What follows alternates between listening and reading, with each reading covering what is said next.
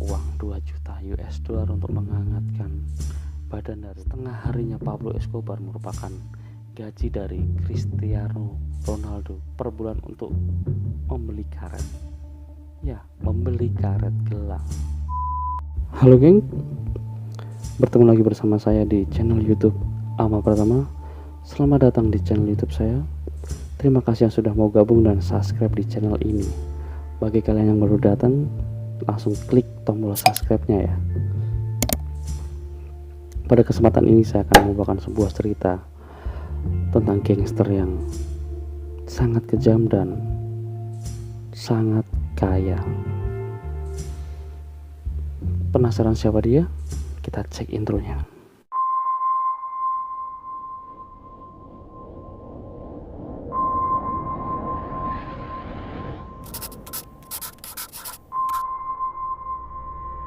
Ya, Pablo Escobar dengan nama lengkap Pablo Emilio Escobar Gaviria. Lahir 1 Desember 1949 di Kolombia. Dia adalah anak dari petani miskin dan kedua orang tuanya tidak ada catatan kriminal sama sekali. Pablo muda ini hidup di kalangan menengah ke bawah dan bisa dipastikan bahwa kehidupannya cukup keras. Dari situlah karakter Pablo terbentuk. Di usianya yang sangat muda, Pablo sudah melakukan kejahatan-kejahatan yang cukup, ya bisa dibilang ekstrim. Dari pertama, dia mencuri batu nisan, kemudian menyelundupkan elektronik, rokok, dan mencuri mobil. Dan pada kasus yang terakhirnya, dia menculik anak untuk meminta tebusan. Itu yang membuat Pablo Escobar dipenjara. Tapi itu baru awal. Hal ini diperolehnya dari Alvaro Prieto, merupakan guru dari Pablo Escobar. Pablo Escobar banyak mencari ilmu di Alvaro Prieto. Sampai pada akhirnya ketika Pablo sudah menguasai semua rute dan pintar menyelundupkan barang, Pablo kemudian menjalankan bisnisnya sendiri, menyelundupkan ini itu dari rokok, dari mobil, dari peralatan elektronik, dan sampai akhirnya dia tahu tentang adanya kokain. Dari situlah Pablo mengenal kokain, dan pada tahun 1975 Pablo melihat peluang ini karena yang bentuknya hanya berupa bubuk, teramat mudah bagi Pablo untuk menyelundupkan. Ditambah lagi polisi di Medellin sudah disuap, jadi setengah polisi di sana sudah milik Pablo. Untuk rute-rutenya Pablo juga sudah menguasai pastinya. Misi Pablo untuk menyelundupkan bubuk kokain ini adalah ke Miami, Amerika Serikat. Dan hal itu terjadi. 80% kokain yang berada di Amerika Serikat, khususnya di kota Miami, itu adalah tanggung jawab Pablo Escobar. Tak heran jika harta yang dimiliki Pablo Escobar mencapai 60 juta US dollar per hari. Ini merupakan hal yang sangat fantastis. 60 juta US dollar per hari. Setengah harinya Pablo Escobar merupakan gaji dari Cristiano Ronaldo satu musim. Harinya 60 juta US per dolar, per minggunya Pablo bisa memperoleh 420 juta US dollar, per bulan 1,8 miliar US dollar, dan per tahun 21 miliar US dollar. Pada tahun 1979 ini merupakan puncak karir dari Pablo Escobar. Bahkan ia sempat dimuat dan disorot oleh majalah Forbes dan orang terkaya pada masa itu. Dan saking banyaknya harta yang dimiliki Pablo Escobar, dia harus mengeluarkan kocek sebesar 2.500 US dollar per bulan untuk membeli karet. Ya, membeli karet gelang. Untuk apa? Untuk mengikat uang-uangnya semua. Pablo tidak menyimpan uangnya dalam bank. Kalian harus tahu itu ya, karena Pablo takut disorot media Dan Pablo memiliki seorang asisten yang bisa menggambar sebuah peta di mana uangnya disimpan di titik ini, di titik itu. Dan per tahunnya Pablo harus merelakan 10% dari kekayaannya karena dimakan oleh tikus dan rayap.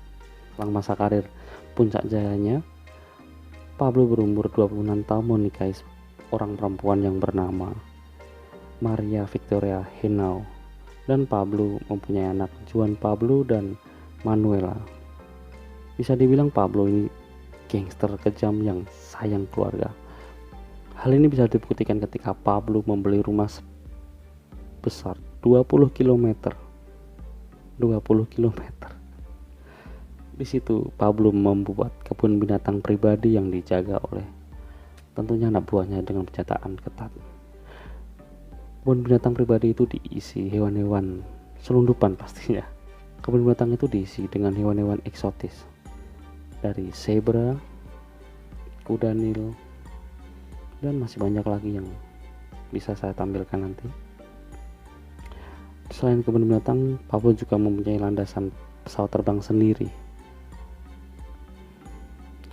Selain Pablo merupakan gangster yang kejam dan sayang keluarga, Pablo merupakan gangster yang jiwa sosialnya cukup tinggi karena dia pernah berada di level bawah. Karena di Kolombia sendiri merupakan negara yang belum cukup merata pada saat itu, pemerintah juga tidak bisa memberikan sumbangan. Jadi akhirnya Pablo merupakan gangster yang jiwa sosialnya cukup tinggi.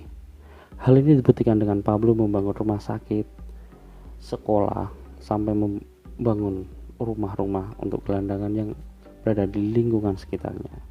Tak heran dengan gajinya per hari aja 60 juta US dollar, itu seperti membelikan rokok kepada teman-teman. Sampai Pablo dijuluki Robin Hood karena masyarakat pun tidak peduli dari mana uang yang diperoleh Pablo Escobar, terlepas dari dia seorang pengedar narkoba. Selain berjiwa sosial tinggi, Pablo juga pernah menawarkan uangnya untuk melunasi hutang negara sebesar 10 miliar US dollar. Tetapi ditolak dengan halus oleh pemerintah karena pemerintah tahu bahwa Pablo Escobar merupakan pengedar narkoba. Tapi pemerintah dan presidennya tidak mempunyai cukup bukti, dan Pablo sendiri sadar bahwa presidennya dan pemerintahnya mengetahui bahwa dia merupakan pengedar dan penyelundup narkoba jenis kokain. Pada tahun 1982, waktu mau pemilihan calon presiden, Pablo menyalurkan diri menjadi presiden. Ya, manusia tidak ada puasnya. Untuk apa Pablo menjalankan presiden? Pastinya satu alasannya, supaya bisnisnya melancar jaya pastinya. Di tahun ini bisa dibilang awal kehancuran dari Pablo Escobar, tapi baru awal dimana dia malah mencalonkan diri di pemerintahan. Kemudian pemerintah mengadakan sebuah konferensi meja bundar sebelum diadakannya pergantian presiden. Di situ banyak anggota kongres dan sudah membahas sebelumnya tentang Pablo Escobar tentunya. Di sana juga terdapat agen DEA, yaitu agen khusus dari Amerika Serikat yang diperbantukan di Kolombia karena Amerika Serikat sendiri merupakan negara yang dirugikan. Di situ kedua agen Yofi dan Javier Pena dapat menemukan foto Pablo pada saat Pablo ditangkap dan difoto. Padahal usut punya usut, Pablo sudah menyuap semua polisi di Medellin dan membakar semua file. Tapi lagi-lagi kebusukan pasti terungkap. Pada suatu ketika Pablo memasuki ruang kongres, tak lama kemudian fotonya terpampang nyata. Pablo marah dan keluar dari gedung itu. Hal ini membuat presiden menyadari bahwa posisinya tidak aman. Kemudian presiden berpindah tempat atau berpindah kantornya. Di dalam perjalanan tentu saja Pablo sudah menyuruh anak buahnya untuk membalaskan dendamnya. Ya, ketika Presiden Luis Galan di perjalanan naik mobil dan diberondong oleh peluru, akhirnya Luis Galan pun tewas di tempat. Wakil dari presiden menjadi presidennya itu Kaisar Gaviria. Kaisar Gaviria ini merupakan sosok yang mempunyai integritas tinggi. Dia tidak bisa disuap dan dialah yang membuat undang-undang ekstradisi. Undang-undang ekstradisi itu apa? Dimana ketika bandar narkoba yang tertangkap di Kolombia langsung dipindahkan ke Amerika Serikat. Nah, itu yang membuat Pablo takut dan marah. Tidak hanya membuat undang-undang ekstradisi, Kaisar Gaviria membentuk pasukan khusus bernama Search Block dan dibantu oleh 2 agen DEA untuk memburu Pablo Escobar. Di sini Pablo Escobar pun tidak diam. Dia memasangkan strategi dan mengerahkan semua anak buahnya agar tidak tertangkap. Hal ini membuat 4.000 orang tewas, termasuk polisi, jaksa, dan sipil. Pablo Escobar pun membakar Mahkamah Konstitusi. Ini Pablo mengincar Presiden Kaisar Gaviria yang membuat undang-undang ekstradisi. Itu membuat para bandar narkoba dan pelundupnya geram. Dan pun cukup tidak nyaman di kota Kolombia. Dia ingin berpindah kantor lagi tentunya, seperti presiden sebelumnya, tapi kali ini dia menggunakan pesawat. Pablo pun mendengar kabar itu. Tak lama, Pablo memanggil perakit bom yang cukup handal. Dia memasukkan bom di alat perekam yang besarnya sekoper bagasi. Jadi alat perekam itu dirancang sedemikian rupa, diisi bom, dan bila dipencet tombol rekam akan meledak. Dan Pablo Escobar pun menyuruh anak buahnya untuk mencari pemuda, di mana di kalangan yang menengah ke bawah tadi, pastinya pemuda itu sangat senang sekali karena tahu sendiri Pablo ya orang yang diagung-agungkan, apalagi mendapatkan misi dari Pablo Escobar. Tentunya sangat ya langsung berangkat. Permintaan Pablo pun cukup sederhana. Dia menyuruh pemuda itu membawa alat perekam yang pemuda itu tidak tahu bahwa itu adalah sebuah bom untuk memencet semua percakapan yang ada berada dalam pesawat. Tentunya pemuda tersebut tidak menolak tawaran dari Pablo karena cukup mudah. Padahal secara tidak langsung dia membodohi pemuda itu untuk melakukan bom bunuh diri di pesawat. Setelah semuanya tersetting, pemuda tersebut mau melakukan apa yang disuruh oleh Pablo Escobar. Tak lama kemudian, semua apa yang diinginkan pemuda itu ditepati oleh Pablo dengan memberikan uang, membelikan jas, membelikan apapun yang dia minta. Dan hari itu tiba, tapi agen DEA Murphy mempunyai firasat buruk dan melarang Presiden Kaisar Gaviria untuk berangkat. Dengan sedikit cekcok dan pertimbangan, akhirnya Presiden pun tidak jadi berangkat dan pemuda yang disuruh Pablo tetap berangkat. Benar, setelah pesawat take off, selang berapa menit anak itu memencet tombol rekam. Terjadilah ledakan pesawat.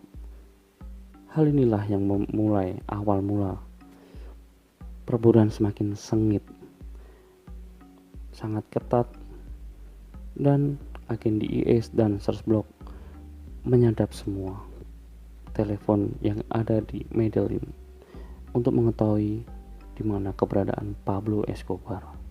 Tapi usahanya tidak berjalan begitu mulus karena tahu sendiri Pablo orang yang cukup kaya dan mempunyai properti, jet pribadi. Dia bisa berpindah-pindah secara cepat. Pada masa perburuan, disitulah bisnis dari Pablo Escobar mulai goyang. Karena apa? Pablo tidak berada di tempat dan ada anak buahnya yang tidak setia kepada Pablo. Di situ bisnisnya mulai kacau. Tapi Pablo tetap bersembunyi di rumahnya dari satu ke rumah lain dan membawa anak istrinya pastinya. Pada masa perburuan, tahu sendiri bahwa Pablo merupakan sayang keluarga. Anaknya yang perempuan bernama Manuela tadi mengalami kedinginan. Di situ Pablo membakar uang 2 juta US dollar untuk menghangatkan badan dari putrinya. Hal yang tidak fantastis bagi Pablo karena uang bukan berarti apa-apa. Dengan pendapatan yang cukup fantastis, dia membakar dengan cuma-cuma. Namun anehnya pada tahun 1991, Pablo Escobar menyerahkan diri kepada pemerintah. Hal ini dikarenakan bisnis Pablo Escobar mulai goyah dan pemerintah serta Cali Kartel memburunya. Cali Kartel merupakan saingannya. Dan ditambah lagi ada anak buahnya yang berkhianat. Namun anehnya pada tahun 1991, Pablo Escobar menyerahkan diri kepada pemerintah. Hal ini dikarenakan bisnis Pablo Escobar mulai goyah dan pemerintah serta Cali Kartel memburunya. Cali Kartel merupakan saingannya. Dan ditambah lagi ada anak buahnya yang berkhianat. Dalam posisi ini Pablo Escobar mulai terdesak. Dia memutar otak dan kembali ke Kolombia untuk menyerahkan diri, tapi dengan 3 syarat. 1. Tuduhan yang dijatuhkan kepadanya hanya drug trafficker, yang notabene hanya dipenjara 5 tahun. Kemudian yang kedua, dia mau dipenjara di penjaranya pribadi yang dibangun dia dan dijaga oleh pasukan-pasukannya. Cukup lucu kan? Dan ketiga, Pablo Escobar meminta undang-undang ekstradisi dihapus. Tentu saja pemerintah langsung menolaknya dengan sangat keras. Ini tidak masuk di logika kan? Namun Pablo Escobar tidak berhenti sampai di situ. Dia mulai menculik orang-orang penting di pemerintahan. Salah satunya adalah anak dari mantan presiden terdahulu. Pablo Escobar bernegosiasi jika permintaannya tidak dikabulkan akan membunuh sandera-sandera ini. Dan pemerintah pun bersikukuh tidak mengabulkan. Pablo Escobar pun membunuh satu persatu dan disiarkan ke televisi beritanya. Hal ini membuat pemerintah sedikit lembek dan akhirnya pemerintah Kolombia memutuskan untuk mengabulkan permintaan Pablo Escobar. Di sini Pablo Escobar membangun penjaranya sendiri dengan desain yang cukup unik. Tampak dari luar itu jelek, tapi di dalamnya hotel bintang 5 dengan fasilitasnya seperti lapangan bola, meja biliar, meja roulette, dan kantornya pastinya. Karena dia ingin membangun bisnisnya kembali, karena bisnisnya yang mulai goyah. Kemudian Pablo Escobar menyerahkan bisnis ini kepada 2 rekannya. Akhirnya 2 rekan ini pun dicurigai Pablo Escobar karena Pablo Escobar mengiranya ia korupsi, dan akhirnya 2 rekan itu dibunuh. Padahal belum tentu 2 rekan itu korupsi uang Escobar. Hal ini didengar oleh 2 agen DEA, Stephen Murphy dan Javier Peña. Hal itu membuat 2 agen tersebut geram karena telah melanggar perjanjian di awal. Kemudian dua agen tersebut berdiskusi dengan pemerintah Kolombia. Pada akhirnya La Katedral milik Pablo Escobar disergap. Tapi Pablo Escobar lagi-lagi sudah kabur karena polisi yang menyergap tidak memasang strategi atau menyergap dengan barbar. Ya, wajar saja. Perburuan Pablo Escobar kali ini cukup memakan waktu yang lama, kurang lebih 1 tahun. Karena Pablo Escobar bersembunyi di antara pemukiman warga Medellin, Kolombia.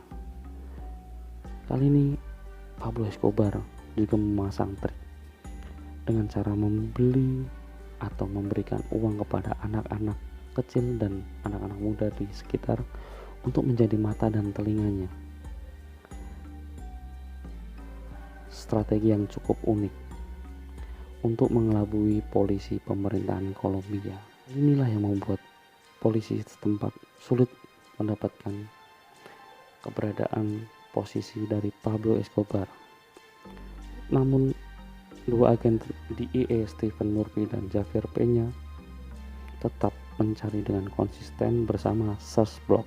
Pada akhirnya Search Block dan dua agen DEA ini menangkap sinyal telepon percakapan Pablo Escobar dengan istrinya.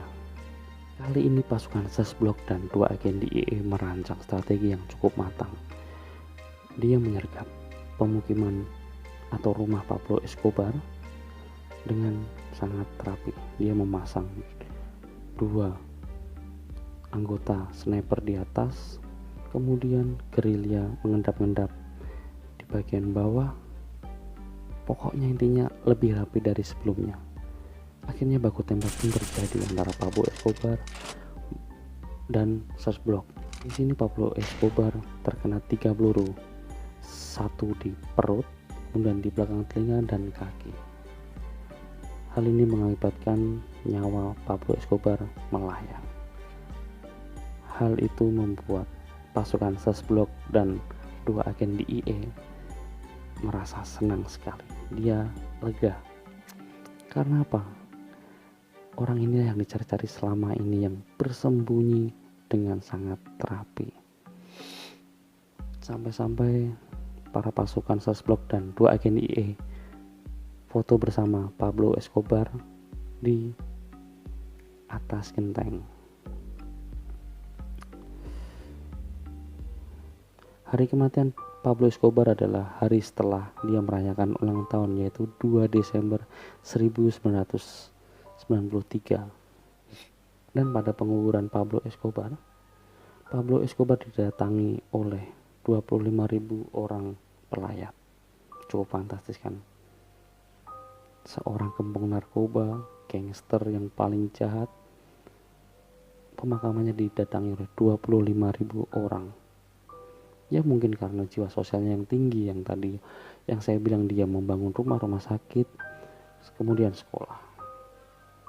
Kabarnya ketika Pablo Escobar meninggal, dia meninggalkan harta sebesar 30 miliar US dollar atau setara 433 triliun rupiah. Sampai di sini geng, cerita tentang gangster terkaya dan terkejam Pablo Escobar. Buat kalian yang ingin menambahkan cerita atau yang sudah menonton, bisa langsung komen, atau yang mau request cerita langsung saja komen di bawah. Thank you yang sudah nonton dan sudah gabung di video kali ini. Saya Ahmad Pratama, saya undur diri. Thank you.